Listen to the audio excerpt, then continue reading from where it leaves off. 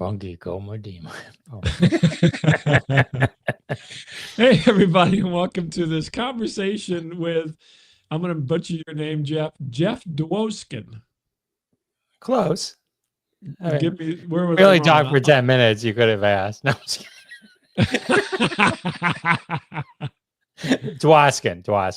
Oh, I was going to go with Dwoskin, and I thought for sure it's not Dwoskin, it's Dwoskin. Oh, well, I ruined that one. He is at jeffisfunny.com. He is pop culture expert at this point, right? Would you say that? How many of the 10,000 hours do you have in for pop culture expert? I think I'm 100,000 in. They're 10 times. So he's a 10x pop culture expert. And Yeah. I was trying to remember where I ran into you at, Jeff, and I couldn't today. I need to take better notes when I'm doing these things, but I happened upon you, and I thought, hey, this guy looks really interesting. He's so your background is varied quite a bit. First of all, you're from Michigan, and I think you still live in Michigan. Am I right? Correct. So you're a Michigander. I'm a Michigander. Yes. Okay. Yeah. So, I mean, that alone, I mean, so I'm in St. Louis. We are, what would you call that?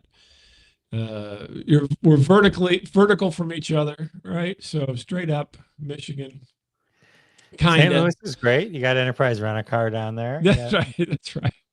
Yeah. What have you got there? So, well, we got Enterprise Rent-A-Car. If you need a car, they're all here. We have Motown. Yeah, I think you got us beat on some of these things. We got the Arch. Who cares? We got the Mackinac Bridge. There you go. Mackinac. Got Mackinac Island. You got sand dunes. Yeah, you got a place where they don't let people drive a car, which is amazing, considering that you can drive a car just about anywhere. Yeah, I mean, it's good. We got the highest murder rate per capita. Awesome. That's a good. Yeah, that's a good. We've been bumped off by Camden, New Jersey, I think a couple times, but we're somewhere in the top 10. Right. Which, I mean, you don't want to be second. Right. Yeah, but we've been number one a couple of times, I know, within the last few years, because I keep seeing it on my feed, because it's like, oh, you're in St. Louis. Guess what? People die there randomly. So yeah, I don't think it's not random. I don't think.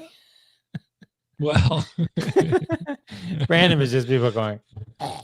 Well, you never driven on the highway, so no, I don't. It may not be that random. I don't know, but there was a person who was just firing guns off while they were driving down the highway, so that's kind of random.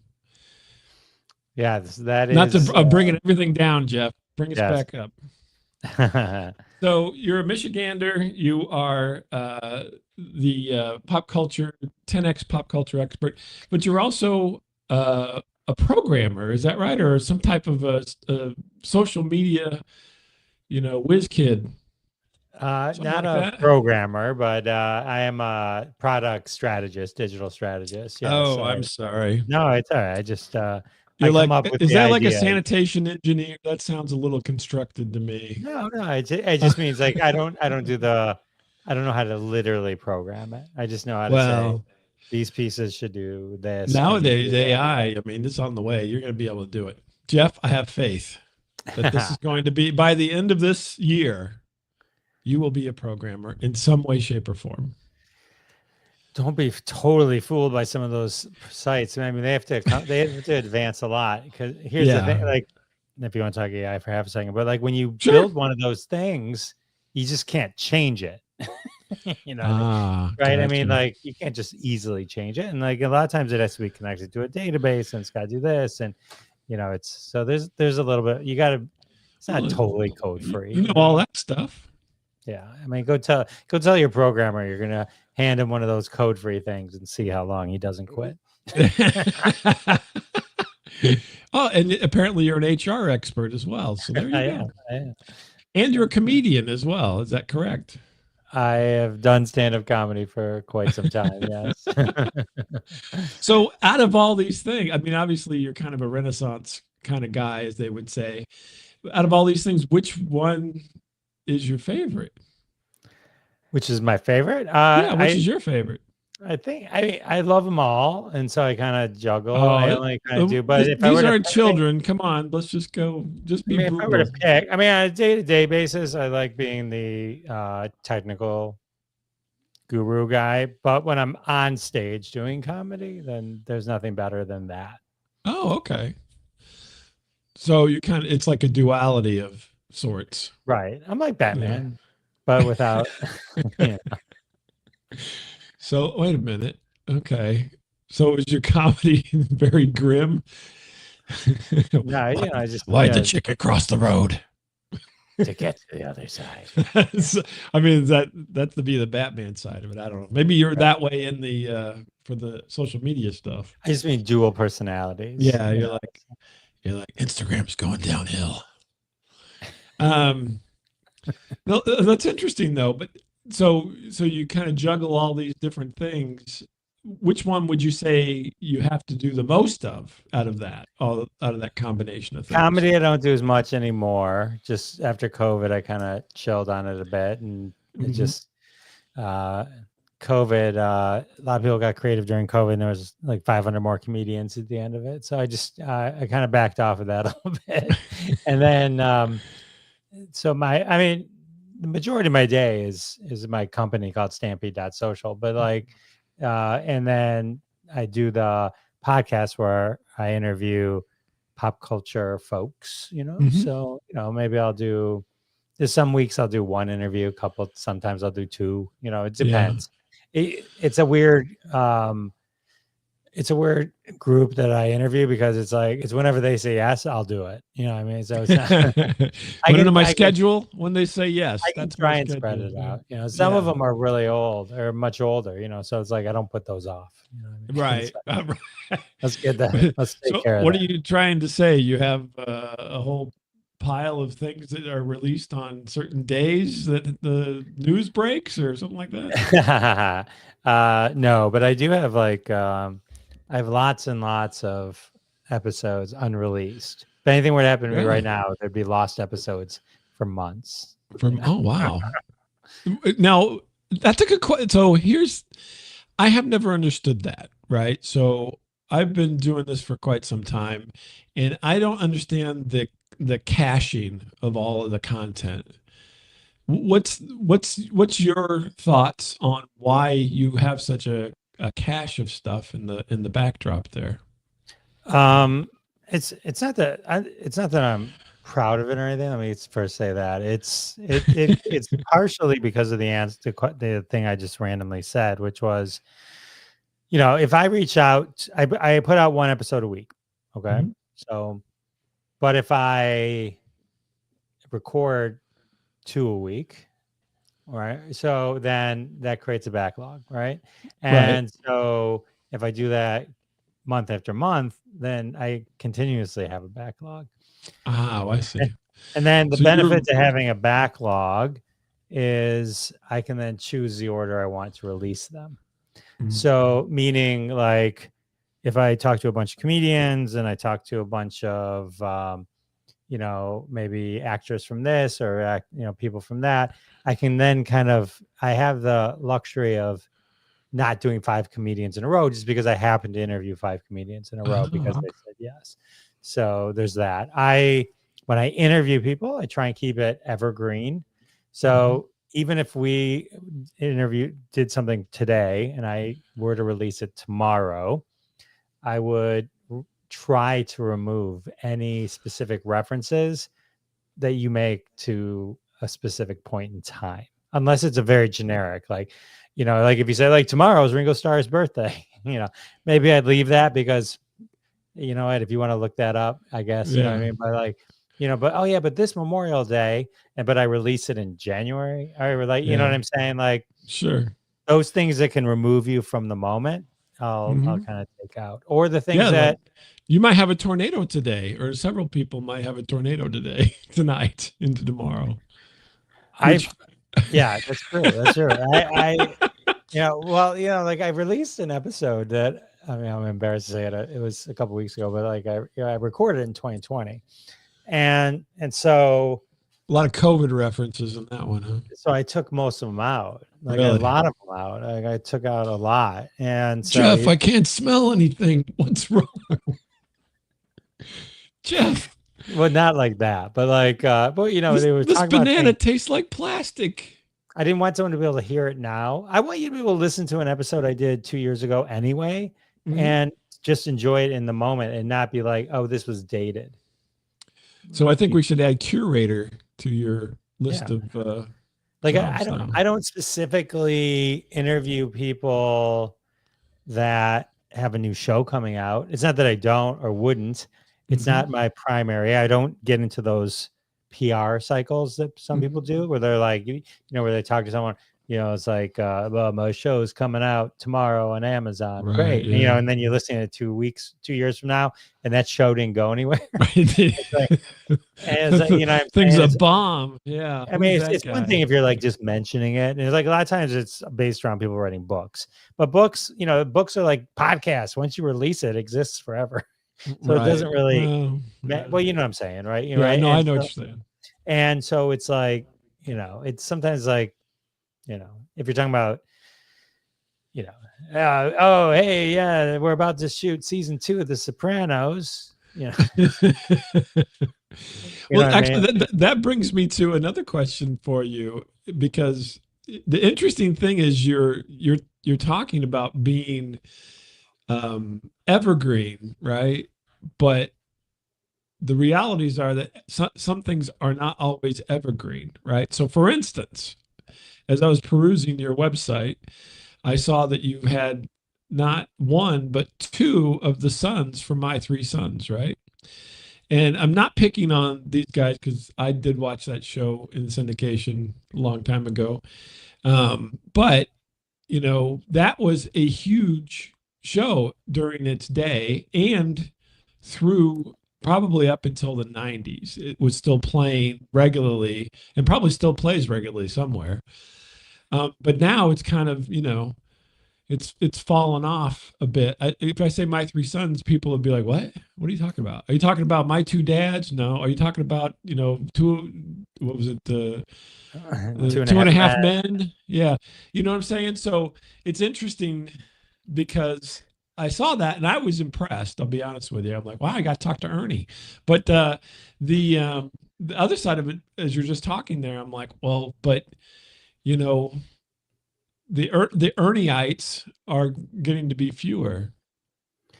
Well, Bob, yeah, happy to know I have one more interview coming from that show. But I'm sorry. no, I'm just saying, but like it's evergreen in the sense of the conversation that I'm having. So Mhm. the whole point of my podcast is to talk to people from the shows that I watched when I Right. grew up. That's the whole Sure. point. I always like to say they were really famous when they were famous. Right. Gotcha. Okay. And so they've done some of them have done actually Barry Livingston, Ernie, who you mentioned, who you're a fan of. He's still acting. Like he's like one Mhm. of those. That was an interesting thing about him. He's like one of those actors, you know, like Jodie Foster, Kurt Russell, Mhm. you know, like that were from that time that even still act to this day. Right. But the Yeah. idea was like, to me, evergreen. What I mean by that is like we don't necessarily talk at the end about, oh, I got this thing coming out in a month, or yeah, because most of the time Gotcha. Okay. that conversation is, I got something coming out, but I can't talk about it. Like that, Over I've interpreting learned is to what you're avoid saying. those conversations, you know, and Gotcha. so Okay. little things like that. Like I interviewed someone once, and they're like, yeah, and in October I'm going to a Comic-Con, and I just took that out. But you don't know that I took it out. Nobody knows I took it out. I just mean like the conversation that I have, like with the Mhm. folks from My Three Sons, the idea of it is, the whole idea of the podcast is that I watch these shows growing up, and it's not always just shows I watched growing up, but I mean that's the core of it. And if anyone that I know who would be interested in things that I'm interested got a chance to talk to them, Mhm. this would be the conversation that they would have, and they would enjoy it vicariously through me because I'm actually I'm the one talking to them, right? Right. So you know, so that's how I kind of look at the podcast and that kind of thing. Okay. Yeah, I'm over interpreting evergreen apparently. So well, evergreen in the sense that the continuity of the moment, right? So gotcha. it's like, if you're listening to my Judy Tenuta interview, obviously it's not a new interview. She passed away, right? So that had to been done at some particular point in time. But right. if people Although are talking, that could be a whole other show for you, because then you right, could yeah. get William Frawley and Bub and really pile on Fred McMurray. If you know this much about my three sons, you should be binging my podcast. But you'd love it. Evergreen to me is something that just like dates it from the time you're listening to it. Gotcha. That's what I mean. Like, if we're talking about Christmas, if you're listening to an episode that just released today, and we're talking about Christmas, then what I mean? I guess it's all in context. It's all in context of the conversation. I guess it's okay. like, I mean, it's things like that. I don't like it to feel dated. I feel like I want you to feel like, I guess the best way to say it is I want you to feel like you discovered it right now, and it sounds as if you're in the room. It's as fresh as it is right now, as possible. You're on the party line listening in. Good thing I live down the road from Jeff. I get to hear about all these cool things. Well, he's not paying attention. But so that I think that's really interesting, and there is this whole almost I won't say genre necessarily, because it's not a genre in and of itself, but there's been a turn in media, I would say, somewhere in the late 90s into the 2000s, right? So prior to that, the last probably big turn in I'm basically talking about television, was the fact that they went from black and white to color. And so then all these black and white shows still played for quite some time, but then they started phasing them out because everybody wanted to see things in color for the most part, but not totally. And it had to do with syndication and cable. And, so the internet, as it came along, a lot of that went away. You don't have Nick at Night or all these things that used to be in existence that would kind of sop up all of these shows that happened, through the 50s onward into the 80s, right? And so, I mean, because My Three Sons goes back to, what is it, 1959 or 1960 when it started? I'm trying to remember. It was a black and white show because it was on for like 12 seasons or something. Yeah, it was. I think it was somewhere in there. Started but anyway, it was black a black and white. show. It did start black and white. And so, there was all this. There wasn't a lot of content for this emerging cable systems. And that became fodder, right? Because they would have them on 24 hours a day and so forth. And obviously, you and I grew up during this time period and got exposed to all of this content that now people really aren't exposed to that much. If you're even 40, probably, maybe a little bit younger than that, 35, let's say, that's probably not your world. I mean, that's my assessment. What do you? Because you're the 10x, guy. So you tell me what your thoughts are on that. You're right. I should probably quit. Oh no! Don't! I don't want to be. No, yeah. I mean, you're right. I mean, there's that. definitely shows and references, and I think My Three Sons is a good example of one where there's a lot of people that wouldn't know what that show was, unless you're of a certain age, unless you're older. And so, to me, it's interesting to just capture the history of what was, what I mean? And that's sort of nostalgic for me. I don't know that my target is, or that anyone would be specifically interested, in their 20s in this type of thing, unless they were really into old TV or something like that, or something maybe they still watch. I know this is true because I know you're right, because I realized a long time ago, like when someone go, who's the most famous person you've talked to? And I would try to answer that question in my context. And then I realized my context doesn't matter to the person who is asking the question to me. So I always say it depends on you, who you think, right? Mm-hmm. Because I'll sit there was a time, and this has happened more than one time, and now I just do it on purpose because I know it'll happen. It's one of those things. Who's the most famous person you've had on your show, Jeff? Oh, I don't know. I've had Ed Asner or Ed Begley Jr. or Ted Neely, and Ernie, Barry Livingston or whatever, Mm-hmm. right? And they're just like this. And I go, um, Carol from the Tiger King. Oh my God, you talked to Carol. Carol Baskin? You talked to Carol Baskin. Oh my God. Oh my God. Oh my God. You talked to Carol Baskin. It's like, and I'm like, I give up. So that's interesting though. Well, because you mentioned this before, you really deal in context. And so context is so important in this regard that if you're not with that context, then it's not going to mean anything to you. You're going to be like, oh, he played Ernie. Who's Ernie? From Sesame Street? And so it's interesting. I mean, how that works like that. I wasn't going to ask you who the most famous person that you've talked to was, to be honest with you. No, I wouldn't expect. I already assumed you thought it was the guys from the My Three Sons. No, that's my interest. I saw that and I'm like, oh, that's fantastic. My thing is that everyone mistakes Charlie Martin Smith for Barry Livingston. And they all think, do you know who Charlie Martin Smith is? Do I know? He's an actor who was in The Untouchables, who played the accountant, if you're familiar with that movie. Yeah. He was in because they look kind of similar. He was American Graffiti, right? They look kind of similar, and everybody always thinks that was Ernie, even though he wasn't. I'm sure he still gets it to this day. Yeah, they look like they could be. They could be brothers, right? Yeah. Exactly. But rather than his real brother, Stanley, who played Chip, yeah. That's yeah. So what was I going to say? What was the question? Oh, but I think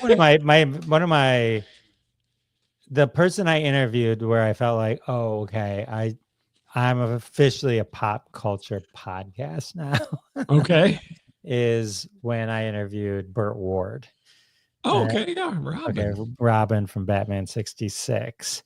So that to me was the coolest. Like that was my episode 50, and he came back. But the cool part was they called me and wanted him to come back, so he was back for episode 250.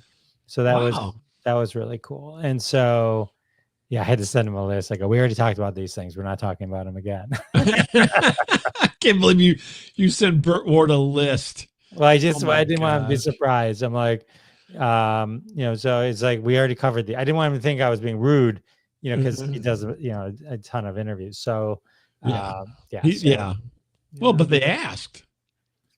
Yeah, that was cool. Yeah. It was cool. And then, I mean, I've had folks.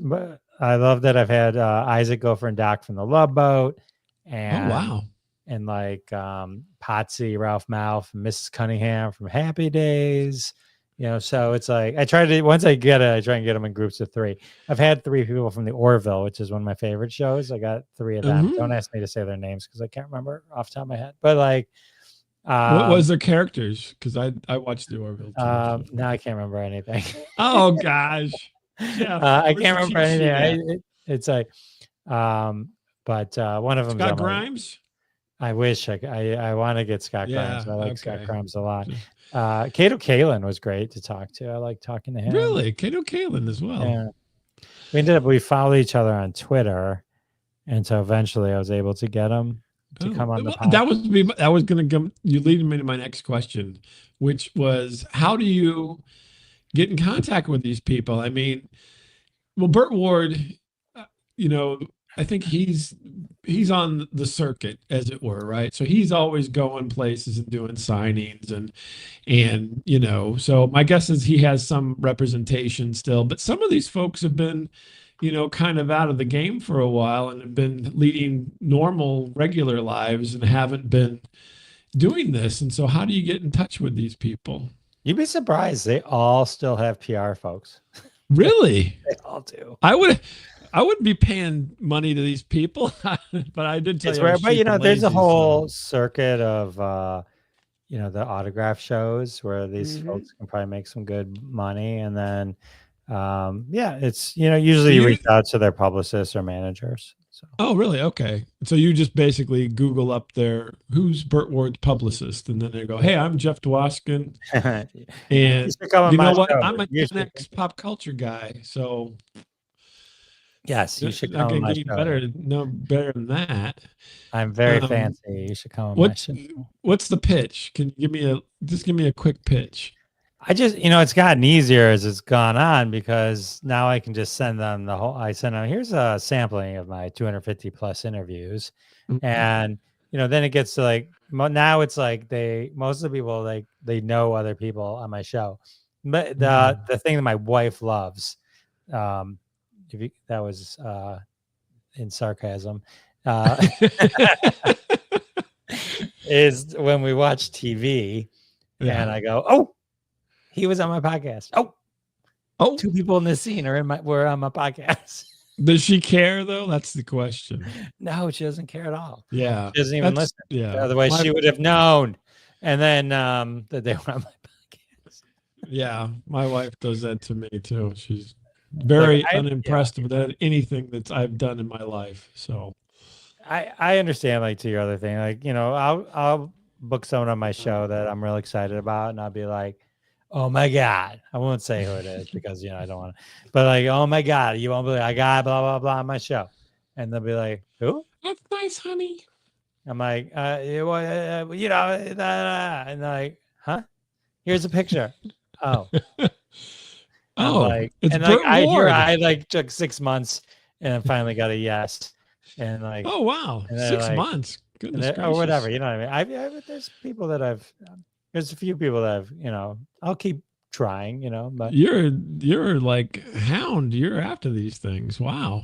That's I'm where the not a lazy hound. lazy I parts send it comes out in. if like a few months later I might try again type thing. Sometimes it's just Okay. Not like every day or anything. no, to go, God, no. It's Stalker. Mm. I do get some of that. I get people doing that to me. It's like my favorite is like when they're like By the way, Jeff. that's how I got Jeff to do this show. I just stalked him relentlessly, and he finally just said, "Who are you? What?" I'm like, get off my porch. I'll do. I but yeah, some people say yes right away. Some people like say like when like I reached out to David Zucker. He was, Zaz, Mhm, Zucker, Abrams, Zucker. They did mhm. Airplane. They directed Airplane, Airplane. yeah. They created parody comedy, basically. Top Secret. Top Secret, The Naked Gun, Police Squad, and many more. And so when he replied back, he's like, yeah, I'll do your podcast. And I'm like, ah. And I was like, his feelings on the new Naked Gun movie were Right. actually on my podcast a month before Mm, TMZ broke it. It's like really? I missed Wow. out on that one. But What was he not looking forward to it or what? they just didn't ask him to do it. Oh, they just did it. They must own Yeah. the IP or whatever, and they just Yeah. said, And "Yeah, we'll so do it." Yeah. so but when he replied back, I'm like, sometimes they reply back and they go, yes, for sure. And I'm like, Yeah. oh my God, now I gotta prepare, but then that's the fun part. Well, how do you prepare? I mean, do you just rely on your endless, boundless knowledge that you've stuffed away over these No, I don't count on decades? any memory whatsoever. We all have IMDb? we all have vague memories. I'll give you the gist of what I do. Is so David Zucker. This is how I prepared for David Zucker. Mhm. I rewatched Airplane. That's one. And Yeah. he had just wrote a book called Surely You Can't Be Serious with Jerry Abrams and his brother. And so Mhm. I got that bok and I read it. Wow. And You're outlaying some cash here at this point. it's from the library. And Oh, okay. so I always go to the library first. Man And after then, my own heart. well, Thank you. sometimes if people have books, I mean, it depends when in the book. You can ask for they'll send me a PDF of it or something. Right. Yeah. Screener or whatever, like the Yeah. And equivalent. Yeah. so for him, I got it from the library though. And if I can get it from the library, I'll do that so I don't have to bother them. Right. And so read the book, take notes while I'm reading it, because how else do you remember certain things?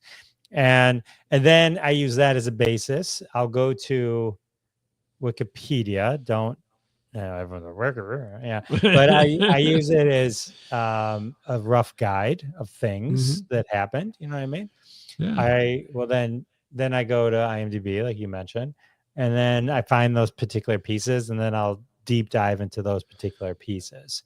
You know what I mean? So That's I've a only lot of been work, burned. I've Jeff. only been burned on Wikipedia, by the way, one time. Really? And I'll tell you what. You want to share what it was? Yeah. Okay. Yeah. So it was. I was talking to. Oh my gosh, why am I blanking on her name? Hang on. The woman from Austin Powers. Which woman? Heather Graham? No, the evil one. The evil woman? Yeah, I don't want to do her voice. But oh, the lady who talks kind of like a German? German, yeah. Oh, Mindy Sterling. Sorry. No, Mindy Sterling. That's okay. not the one I was thinking of. Is that her name? Yeah, Mindy she's Sterling? Frau Brissina. Yeah, Frau Brist. Okay, I didn't realize. Yeah. Okay, That's I Mindy didn't. Sterling. So I I thought her name was something else. But now I'm trying to remember why I brought up her name. Because Wikipedia. Oh, Wikipedia. Why the thing I got wrong? So there's a different Mindy Sterling that wrote the theme song to Family Ties. Oh, really? Now, sometimes. Wow. So you said, "Hey, did you write?" Well, sometimes I don't do bits, but sometimes if I find something in the moment, the inspiration strikes. So I think I went all in on this one particular piece because I really wanted it to be true. I think I had the lyrics down. It was something. Yeah. And no, that's not me. That's not me. That's somebody else. They won't take it out. So. Oh man! And you just what did you release it that way, or did you cut that? I can't remember. I probably left it in actually. Really? Because now you perpetuated it. Well, no, because she said it wasn't true. I know, but people don't listen that long. They just thought, "Oh, right, they listen that long to mine, according to my YouTube stats." It fell right into that 13-minute and 32-second. Oh, okay, good deal. So, yeah, we got proof. But no, I don't. You don't go by way. But it's like when you're doing research, you get as many pieces as you can. And like I'll do Google search for articles, or if there's like Austin Powers, I'll specifically like for Mindy Sterling, I'll say her name and Austin Powers, and sometimes unique stuff will come up. Mm-hmm. You can find old stuff on Pinterest, or you can find. I'd say the best thing to do when you're preparing for an interview is find the oldest interview they've ever done and listen to it. The first interview, yeah. Well, because it's a good chance they haven't talked about any of that stuff in a long time, and they'll be like, "Oh, wow, this stuff never comes up." And I tell you, that's my biggest trick right there. I was in Fiddler on the Roof in Michigan. Theater. Exactly. Yeah. And so, yeah, so it's a lot of times like if you listen to people they interview. Like I was interviewing Fred Grandy, and he's Gopher from Love Boat. He was also a senator, I believe, wasn't he? He was for a few years. So Senator Grandy, let's give him the due there. There's a funny part of my thing where I said, "Okay, Fred, here's 3 things that you put in front of Congress," and I read 2 were real, and the third one was like. But I wrote it like it was real. Like it's illegal to physically take apart a Rubik's Cube and put it back together and tell people that you actually did it. Solved it, right? And he's like, I'm like, Fred, I totally made that up. He goes, oh, we sign things all the time. We don't. I'm a rubber stamp senator, by the way. Yeah, things come up all the time. It's hard to Iowa, we don't really care about most of this. I just say, yeah, whatever you want to do. I'm cutting deals. Yeah, you're mad about the Rubik's Cube. I'll sign that if you make corn the only thing that everybody eats. Right, exactly. So when I was listening to an interview of his, he mentioned the show Monster Squad, which kind of got. Oh, I was just going to mention that. But I could tell by the way he was talking about it, he loved it. But they didn't. But it got skipped over because it went to something else.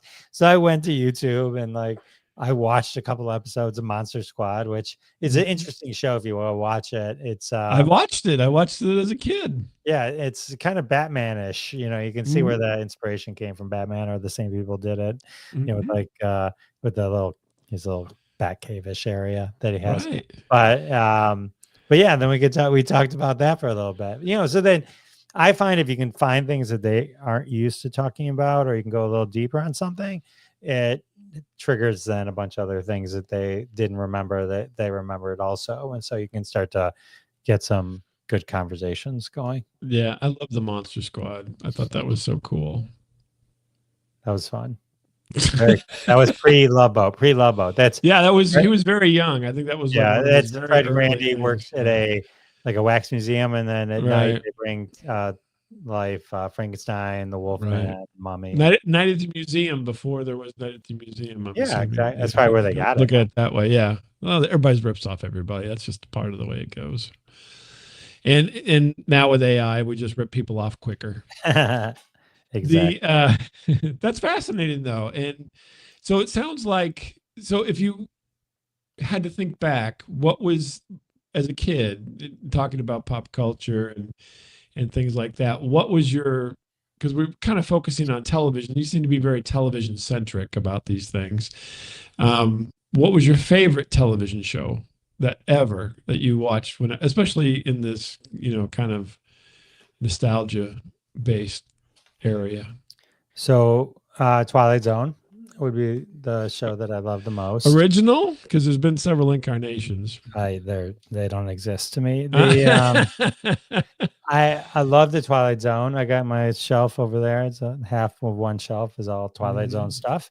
I succeeded, but it took 4 years almost to get Anne Serling. It's Rod Serling's daughter, who had written a book about her father, on my podcast last December for Rod Serling's 100th birthday. What would have been the celebration of his 100th birthday, with another Twilight Zone author. And then I had always had this book called The Twilight Zone Companion. And I'm going back when I was young, watching it as well. And there were points in my life where I had this book memorized. It was Twilight Zone Companion is one of the early TV books where it talked about every episode and all that kind of stuff. Right, yeah. And so when I'm talking to Anne Serling, I'm like, oh, Mark, can't remember his last name off the top of my head, but like, Mark, you know him? And he's like, oh yeah, because she mentioned him a couple times. And like, I'm like, could you introduce me to him? I would love to talk to him for the show. And so I haven't actually released it yet. So here's a spoiler. But I did. Oh my God. I'm cutting that. It's not evergreen. It's not evergreen. So it's it's fine. So yeah, but that was like some ones like that where maybe really, Jeff, another Twilight Zone episode. It was like, but to me, it was like, this was a big deal to me. You know what I mean? Like I talked to Judy Carter once. She's a comedian, and I reached out to her and I said, look, this was early on. And I said, you wrote this book, the Comedy Bible. And I love it's, I can't even use it anymore because it tore it to pieces. You know what I mean? It's like, it fell apart. I'd love to interview you on my podcast. And this is when I knew this is the thing. This is literally what she said to me, which changed my framing of how I reached out and all that kind of stuff. She goes, oh, well, I see you have Bruce Valanche on your podcast. If any podcast is good enough for Bruce Valanche, I'm happy to do it. So I'm like, oh, past guests matter. Okay. Yeah. So you're the guy who has a girlfriend to get a new girlfriend, is what you're saying. Right. But a wife. You're like, Cindy, be my girlfriend for about 6 weeks, and then we can break up so that I can get other girlfriends. Same kind of philosophy. Yeah. Yeah. Okay. I got you. Right. It's like when George Costanza had the picture of the model in his wallet. That's right. It was so he can get invited to parties. Yeah. The other models would want. Yeah. It's an open relationship. Yes. Yeah, no, that's good though. But unfortunately, you're right. That's just the way it works, right? And Bruce Valanche, I mean, come on, the guy's legendary. So yeah, he wrote a book now and he's making the thing, but I had him when, I had him when he was Ice Pirates. Yeah, well, you know, Academy Awards. when I interviewed him, he's like, "Well, I'm doing all these interviews because I'm going to write a book, and this is a good way for Ah, me just to get it all out, you know, get my head going around it." oh So wow. like, he did. No, He's the only he one who's ever basically said that wrote the book. he's using you to pull stories out of him so that he can just take your podcast and then have somebody transcribe it. Well, now AI would transcribe it and he would put it in his book. Oh, how interesting. Hey, you You know, guys work in the system. I've had some people not want to the complete opposite. Like, I don't want to go on your podcast because I want to write a memoir, and like Memoir. Mhm. that's how I say it. And then you know, so I don't want to use up all the stories. I'm like, okay, That's funny to me because I always, so that's a weird, you said that and it just triggered something in my head. Don't people realize that they have an infinite number of stories? yeah, I guess, you know, but maybe there's only so many great ones. You know, No, you got to have 10 pole stories, right? So no. Well, maybe, yeah. I mean, if you're going to write a book, I suppose you do. But I mean, even at that, come on. You don't have to tell them your deepest, darkest secrets or anything. It's just going to ask you about, 50-year-old show, for Christ's sake. Oh, yeah, I was on Fantasy Island. I was a hula girl. yeah, Meghan Markle was a briefcase girl on briefcase. See what I'm saying? No Deal. Yeah. Yeah. To me, that's always the. I'm like, give yourself some credit. You probably got bazillion stories going on. I hear you. I know you do, Jeff. You just told me some here. See, look at this. I don't even know how many we've got now, except for the one I'm cutting. But other than that, so favorite character from Twilight Zone. If you said, okay, one episode, this is my favorite. If it was one episode, I like to pin you down to favorite ones. Well, I don't know if it's my favorite one, but I do have a Henry Bemis kind of bobbleheadish type thing on my bookshelf. He was time enough. It's time enough at last. You know that. But I don't know. Yeah, characters. Other than that, I also have if I was to pick a character, I love is the from To Serve Man, the big. I was gonna say you got Ammonite or whatever, because that to me is the greatest line ever. I'll still just throw that out sometimes. It's like if you're trying to figure something out, and it's like it's a great time. Like you're kind of lost, you can't figure out this one thing, you're trying to solve something, and you just go, To Serve Man. It's a cookbook. It's a cookbook. Yeah, it's a great. That was Ted Cassidy was the guy, right? Wasn't he the tall guy? Yeah, I'm pretty sure he was. Lurch. Yeah, Lurch. Yeah, great guy. Interesting. That was one of the ones I was thinking of, and then the other one was Burgess Meredith. Was in several episodes, but he wanted to read books and he breaks his glasses, and it's just it's so I mean, nowadays people would be like, who cares, right? But at the time, I think it was, it's like, wow, all the time in the world, all the books you want to read, and then now you can't read them. And, it was so sad. Right. Well, it's funny. It's funny. Like, but if you were, in an apocalypse, right? So you'd only have books, right? So you'd have to kind of, I mean, that's a completely tangent since you said it and it triggered me. It bothers me about really anything like The Last of Us, Walking Dead, any of them. Because even then, the current Walking Dead, the Walking Dead, Dead Reckoning, or whatever the new Negan Maggie show is, they're like powering up New York, like power is power. Right. And it's like, and it was like, it always has bothered me. It's like, how do these random people know how to make power? At scale, that's the hard part. Yeah. I mean, if the grid goes out, like we just sit around, and especially now, and just pray it comes on. And it's not 3 days, and it's 2 hours maybe, and it's like the power. If the power goes out, I get it that in the apocalypse the power would be on until it went out. But once it goes out, who there really knows how to run? And then get that electricity. It just seems like It just seems like a weird thing. I It's hate just to tell you this, but any motor can be a generator, Jeff. well, but how? But like, how do you like? I like once it like screws up, you have to know the stuff, right? I mean, Right, true. You have to know a little bit more. And that's why I'm friends with a guy who works at the power company and works well, on you're assuming he's substations. not eaten in by the zombies, Oh so no, he won't be. I have faith. He is one tough individual.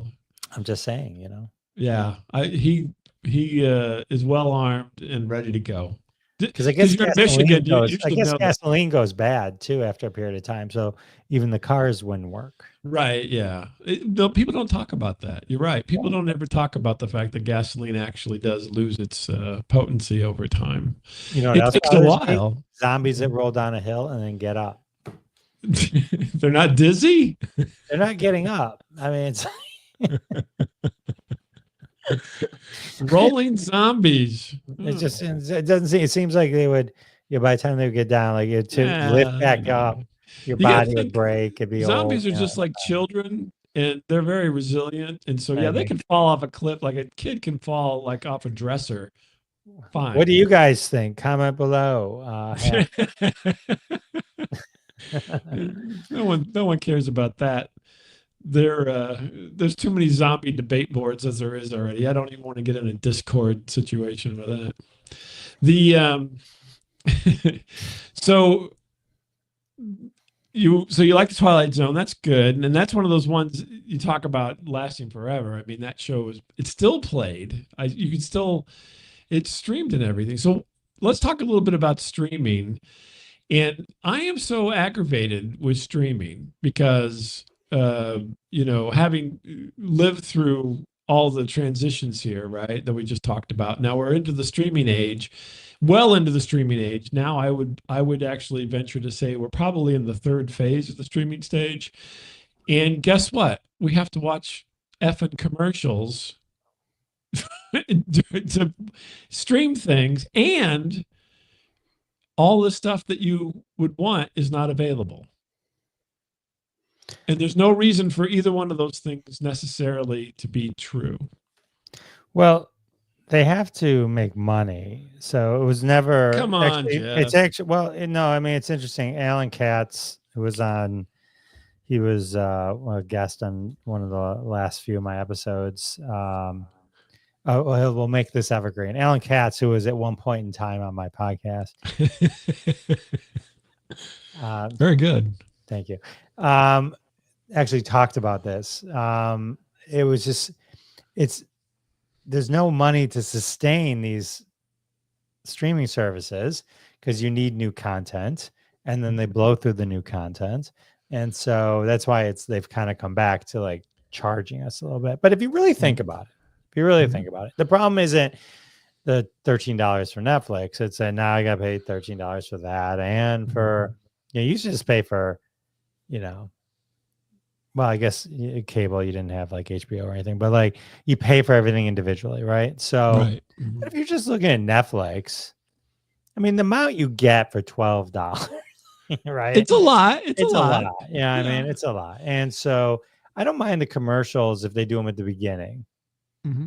You know what I mean? Like I put on something and it's like, all right, we're Well, gonna run. I go take a leak and then I come back and it's going. I just don't like it in the middle. Right. You know what I mean, like I like it to just like we've been watching Brooklyn Nine-Nine, and so on Netflix it goes right through. But then we had to watch, I think, something on, maybe it was on Paramount or Peacock, I think, and then it was like the commercials. So it's like this takes forever now, and so I don't mind in the beginning. I don't even mind maybe one time. It depends. I mean, you get so much for what you're paying. It really sure. I agree with you that there has to be see one movie. You're paying $20 a person. I'm not paying $20, Jeff. I know you're not. We've established that. But I think the other thing is that all this content isn't always available, right? So literally right now, in the phase that we're in, everything could be available. Literally everything that's been produced could be available, but it's not. Sometimes there's rights issues, so they can't, But I don't, like the Larry Sanders Show wasn't available for so long because of the music that was on it. They had to get the rights for that. Like WKRP had the same problem for a while. Yeah. Yeah, so sometimes you can get you can either get stuff for free or some stuff is like available, but you have to pay like $2 whatever an episode or something Right. like Yeah. that. And then there is stuff like Pluto, and Yeah, like I do Pluto. Yeah. and so some of those where it's free but they get you have to watch some commercials, but Right. there's a lot of content on there for free, and you're just just deal with the commercial. I would say for your pop culture stuff, there's a lot of things on Pluto that you could easily watch for Love Boat, and yeah, I don't think I've ever seen My Three Sons on anything, to be honest with you. Yeah, I think it's on one of those. Is it? Okay. Because I watched a bunch of them. Yeah. Okay. You were talking about earlier, like the black and white to color. It's like the interesting thing about that is that a lot of times, like Lost in Space, which switched, the Dick Van Dyke Show purposely didn't switch. Right. But the ones that switched, you tended to grow up only with the color episodes. Right. Right, because they stopped doing the black and white ones. Yeah.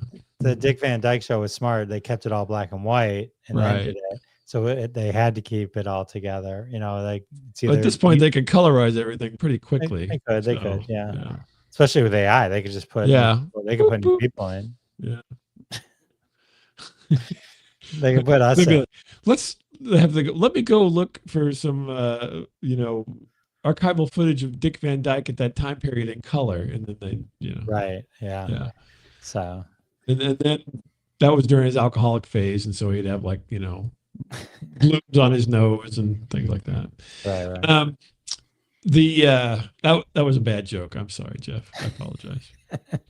He was an alcoholic. I am a big Dick Van Dyke fan. He's like 100. So he's a very nice gentleman who's been sober right? for longer than he was, an alcoholic, much longer. And he's a very nice fellow. By the way, grew up in Danville, Illinois, and they have a theater at the high school, Dick Van Dyke Theater. Very nice theater. There was a long time where you could not type Dick Van Dyke into ChatGPT. Really? Yeah. Why? Dick Dyke. Oh, gotcha. Really? Yeah. I figured that would have been like first thing. Yeah, that's what I was actually searching. Then I had to change the story. Because the home video market was championed by pornography. The whole reason you have VHS instead of beta is because of pornography. Pornography was the leader in most of the technologies that we enjoy. That is fact. Yeah. I don't know if it was for streaming, though, to be honest with you. I guess it probably was, but it doesn't get a credit for that one. For the VHS beta wars, it gets a lot of credit. Yeah, a lot of the early technology was. So I've read. Yeah, I don't want to delve into pornography now, just because you looked up Dick Van Dyke.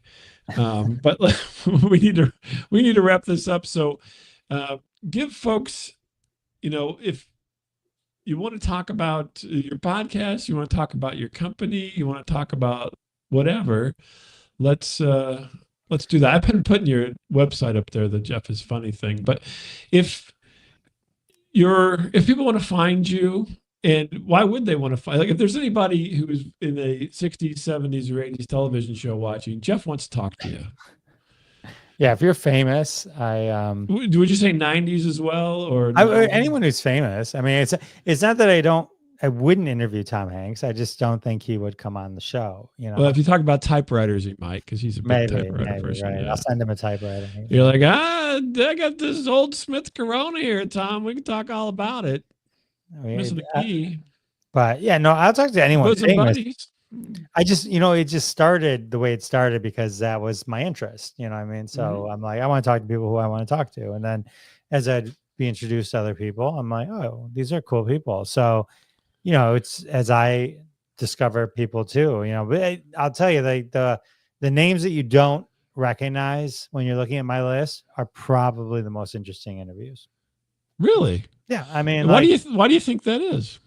Because they're the ones that were there and they've got all these stories and they were behind the scenes and they're just telling it like it was at that time. And it's, the the best thing about interviewing people who aren't necessarily actively working today is that they don't have to worry about not getting a job. Yeah, they're like, all my residuals ran out. I'm not going to have Tom Hanks come on and he's not going to spill shit about Steven Spielberg. Not that he would anyway, but you know what I mean? Like he's got to get into the next movie. Yeah, well, I don't think I think he'd be But you know what I'm fine. saying? You know what I'm saying? I But do know what you're saying, yeah. that's the mentality of it. So like those types of things are great. So, that's why some of the older ones are more fun for me. Yeah. And you mentioned the technical side of things. So is there an area of the technical side that you kind of gravitate toward, or? No, I mean, like my company, Stampede Social, Stampede.social is a website, it's a platform that I built for creators like podcasters. So it does commented DM automation. So you can get my episodes by just going on my Instagram and commenting. And then the tool has built in giveaway tools and fan content tracking and some other cool AI stuff as well. So is it StampedeSocial.com? Stampede.social. It's Stampede.social. I missed the dot when you said it. I'm sorry. Stampede.social. It's with now that you know the theme song. I'm like, that sounds familiar. I'm trying to figure that out. Yeah. Stampede.social. Yeah, maybe the dot you probably heard it on yeah. TVs. That was the Super Bowl ad this year, wasn't it? Yeah. It had a bunch of people getting trampled. It does make it difficult to do a Google alert. I will admit that. But so tell me, I'm sorry, I'm being a goofball, but so Stampede.social it has, so you have a platform, would you say? What would you call it? It's a platform. It's a tool for Instagram and Facebook, and so for creators, influencers, brands. So what about Blue Sky? No Blue Sky? Well, it's a matter. We do have modules where you can get your Blue Sky stats if that's a thing for you. But okay. So we have modules built to sort of as these companies open up their APIs, we're able to do more. So okay. I just was curious. Yeah. It's all good. So Stampede.social, that's where you do your day work. That's my day job. So yeah. If you're listening and you want funds all the purchases of books and things. Exactly. Yeah. So, but keeps your wife happy, by the way.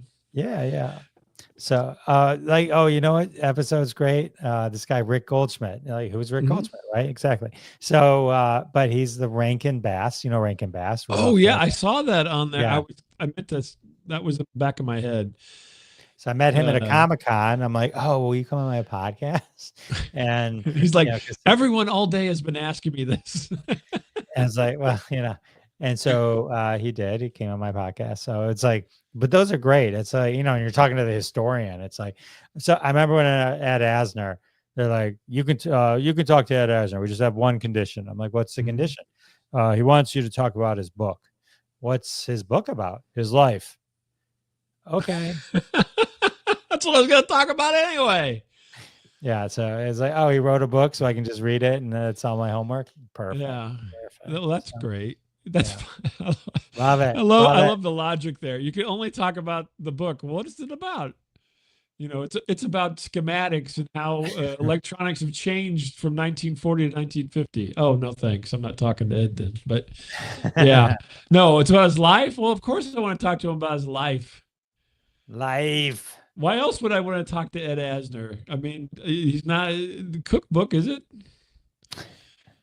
I could do 20 minutes on Santa Claus with Ed Asner. Easy. Yeah, exactly. Ed Asner is one of those amazing people that every generation knows him as someone else. Even my kids know him as Up or Santa from Elf, right? And then Mr. Stevenson, what was his name in that? Ed, people know him as Lou Grant, who are older. So it's like, yeah. They did voices. He was J. Jonah Jameson, so it's like, it's really interesting when you start to dive into people and that's what I'm saying, certain things, but then you start to look in, you go, oh my God, I didn't even realize you did all these things, because you only can be on top of so much, Right. He probably said, kid, you got to eat. Exactly. That's my Ed Asner. Thank you. Yeah, it was very good. No, it wasn't. It was horrible. I apologize. You got spunk, kid. That's right. Mayor, you got spunk. Yeah. I don't think that happens these days. No. No. Well, thank you for having me on your amazing podcast. Oh, well, thank you for calling it amazing. Most people just say, when am I going to be done with this? I love, yeah, and you look amazing. You're so cool. Thank you. Well, I appreciate that compliment. I will take that as a compliment. And you should get one of these mic covers that would match your head.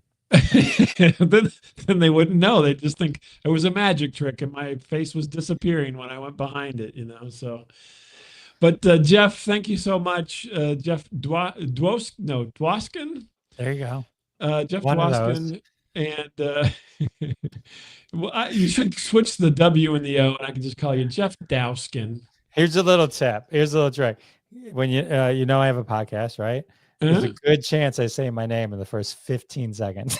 I heard you. I was listening just before we got on, and I totally blanked. No, I'm kidding. It's something funny. Someone comes to me. I finally know how to say your name. It's like I've never actually known how to say your name. And they're like, what is it? And they go, Dwoskin. I'm like, that's not how you say my name. and they're like, that's how you say it. And I realize when I get excited and I say it fast on my podcast, I say it wrong. Like you say your own name. Well, see, this is your Jeff Dwoskin. Much like the Family Ties theme song, you're throwing inaccuracies into the world, right and left. And he does it at speed with Stampede Social. Yeah. Stampede.social. For all of your, inaccuracy needs, you can tell everybody the wrong stuff and get it recognized. Exactly. I believe you're going to get a call from the White House in the coming days. Probably. Jeff is funny is the other website. Jeff, thank you so much for being here. And, best of luck in getting the third son. Yeah. It's going to need more than luck. Yeah. But hang on just a second. And thanks for being here.